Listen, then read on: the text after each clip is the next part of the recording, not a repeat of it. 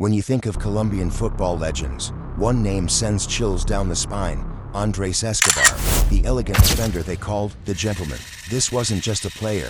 This was a national hero whose life ended in a hail of bullets because of a single moment on the pitch. In the summer of 1994, Escobar made a split-second mistake that cost more than just a game. It cost him his life. How does a beloved athlete go from World Cup star to murdered in cold blood just 10 days later? The answer lies in the dark underworld of Colombian football, where cartels called the shots and players paid the ultimate price. Escobar's story begins with promise, a talented defender rising through the ranks of Atlético Nacional, known for his clean tackles and sportsmanship that earned him that "gentleman" nickname. By 1994, he was the backbone of Colombia's golden generation, a team so talented they were tipped as tournament favorites. But in a country where drug lords bet millions on games and death threats were part of the job, football was never just a sport. When Escobar stretched to block a U.S. cross in that fateful group stage match, he couldn't have known his deflection would spiral into his own net, or that it would sign his death warrant. Back in Medellín, the cartels who'd staked fortunes on Colombia's success were furious. The own goal eliminated their team, and someone had to pay. Despite Escobar's brave words, "Life doesn't end here," his fate was sealed. On July 2, 1994, gunmen cornered him outside a bar, shouting, "Thanks for the own goal," as they fired 6 bullets into his body. The murder shocked the world, exposing how deeply narcos had poisoned Colombian football. Over 120,000 mourners filled the streets for his funeral, a nation grieving not just a player, but their lost innocence. If you're gripped by football's darkest true stories, make sure to subscribe and hit that notification bell, because this channel uncovers the brutal truths they don't tell you. The streets of Medellín in the 1980s were a battleground, but young Andrés Escobar found refuge on the football pitch. While cartel violence gripped Colombia, he rose through the ranks with an almost poetic grace, his long strides and tactical intelligence marking him as something special. At Atlético Nacional, he wasn't just another defender, he became the soul of a team that would conquer South America, winning the Copa Libertadores in 1989. This was the era when Pablo Escobar, no relation, flooded stadiums with narcodollars, turning football into his personal playground. Yet amidst the chaos, Andrés stood apart. Teammates called him El Caballero del Fútbol, the gentleman of football, for his refusal to dive or argue with referees. In a country where the beautiful game was being twisted by corruption, he played with old-school honor. When Colombia qualified for the 1994 World Cup, the nation erupted. Drug lords had bankrolled their success, placing astronomical bets on the team. The players knew the stakes. Triumph would mean riches. Failure could mean death. As the squad flew to the USA that summer, Escobar carried more than just his nation's hopes. In his luggage was a handwritten note he'd read every morning: "No matter what happens, play with dignity." Little did he know, those words would soon become his epitaph. The tournament began with disaster, a shocking 3-1 loss to Romania where the entire defense collapsed. Now they faced the USA in a must-win match. Under the California sun, the pressure was suffocating. Every pass, every tackle carried invisible weight. Then, in the 35th minute, it happened. The moment played out in slow motion, a routine cross from the midfielder, Escobar stretching to intercept, the ball deflecting off his outstretched leg and curling inexorably into his own net. The stadium fell silent except for the roaring American fans. That single touch of the ball would echo through history as the death goal. Colombia lost 2-1, their World Cup dreams shattered. In the locker room afterward, teammates described Escobar as eerily calm. While others wept, he meticulously packed his gear, then turned to them with haunted eyes.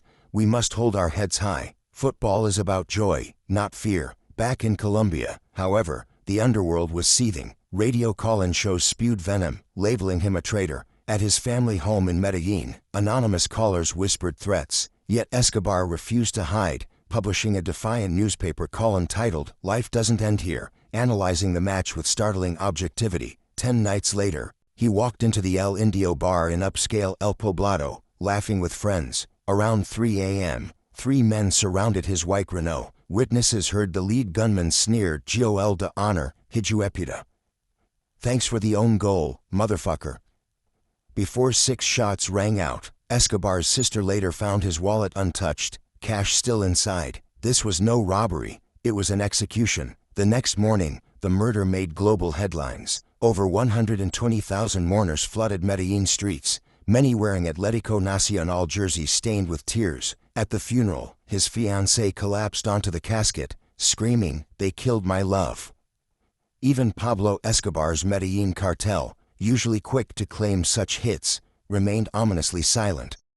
The aftermath of Escobar's murder exposed the festering rot at the heart of Colombian football. While politicians gave televised speeches condemning the violence, investigators quickly hit dead ends. The triggerman, Humberto Muñoz Castro, a low-level cartel enforcer, was arrested within days, but the masterminds remained shrouded in shadow. Rumors swirled about disgruntled gambling bosses, with reports suggesting drug lords had lost over $20 million betting on Colombia's World Cup run. Escobar's family refused to accept the official narrative. His brother Santiago, a former footballer himself, publicly accused powerful figures of orchestrating the killing. "They made an example of Andrés," he told journalists, his voice trembling with rage. "This was a message to every player in Colombia. You are not safe." The threats continued even after the murder. Santiago received anonymous calls warning him to stop digging if he valued his life. Meanwhile, the national team was crumbling under the weight of collective guilt. Carlos Valderrama, Colombia's iconic captain, briefly retired from international football. "How could we play when our brother died for missing a ball?" he asked reporters. The team's psychologist later revealed players suffered recurring nightmares, with several needing sedation to sleep. In a cruel twist, the murder weapon, a .38 caliber revolver, disappeared from police custody, along with critical ballistic reports. The sole witness who identified Muñoz Castro recanted his testimony, then fled the country. When Muñoz was finally convicted, he served just 11 years of a 43-year sentence, released early for good behavior. To this day, no one has answered for ordering the hit. The tragedy forced Colombia to confront its demons. For years, the nation had turned a blind eye as narco money flooded the sport, buying stadiums, fixing matches, and turning players into pawns. Escobar's blood-stained jersey, now displayed in a Medellín museum, stands as a memory. As the years passed, strange details emerged. Former teammates revealed Escobar had been planning to retire after the World Cup to work with Medellín street children. His final unpublished notes, found in his apartment, outlined a community program called Football Without Fear. The world moved on, but Colombia's wounds never fully healed. When the national team finally returned to the World Cup in 1998, players wore black armbands bearing Escobar's number 2. As the referee blew the opening whistle, the entire squad pointed to the heavens, where their fallen guardian angel watched over them at last. If this tragic true story gripped you, wait until you hear about the shocking cover-ups that followed Escobar's murder. Smash that subscribe button and hit the notification bell, because in our next video, we expose the buried police files and deathbed confessions that reveal who really ordered the hit. The truth is more terrifying than fiction.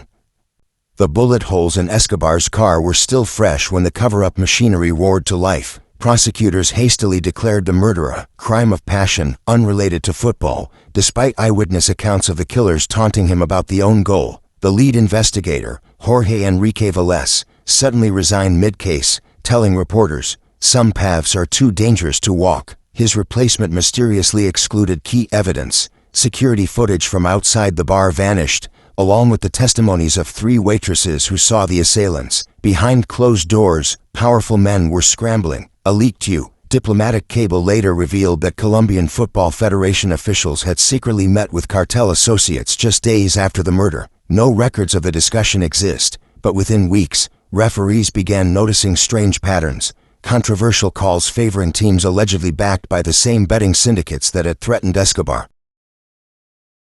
The most damning silence came from Escobar's teammates. Several players admitted in private interviews that they'd received death threats warning them not to speak out. "We were told to mourn quietly," confessed one veteran defender, his voice still shaking decades later. The message was clear: next time, it wouldn't be just one of us. Meanwhile, Muñoz Castro's trial became a farce. Prosecutors never explained why they failed to call the bartender who served Escobar's killers, a witness who could have identified who bought them drinks that night. The judge barred journalists from questioning Muñoz about his ties to the Galeano crime family, known for controlling sports gambling in Medellín. When pressed, the court clerk claimed those case files had been lost in a flood. By 1996, the truth was buried so deep that even Escobar's family stopped demanding answers. His father, Dario, spent his remaining years tending the memorial garden where his son was murdered. until developers bulldozed it in 2004 to build a shopping mall. The only concession?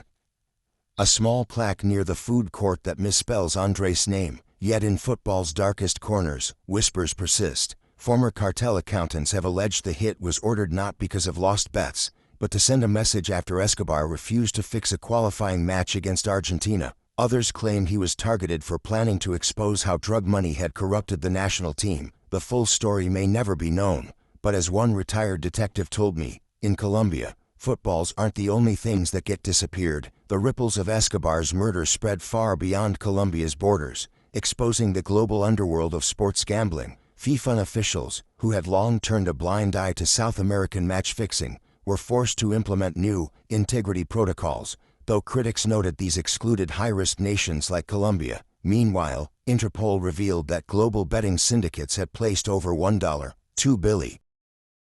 In Medellín, Escobar's legacy took on mythic proportions. Street artists painted his face alongside revolutionary icons like Che Guevara, while radical fan groups adopted his number 2 as a symbol of resistance. The most haunting tribute came in 2002, when Atlético Nacional players discovered fresh flowers and a single bullet placed daily at Escobar's locker, still kept empty years after his death. Security footage showed only a shadowy figure entering the stadium at night, never identified. The football world's hypocrisy became impossible to ignore. While FIFA posthumously awarded Escobar its Fair Play Award, investigators found that the same governing body had accepted millions from Colombian broadcasters with known cartel ties. When journalists asked why no major stadium bore Escobar's name, a federation spokesman awkwardly cited ongoing sensitivities. Most damning were the revelations that came too late. In 2010, a dying cartel lieutenant confessed on tape that Escobar had been marked for death months before the World Cup.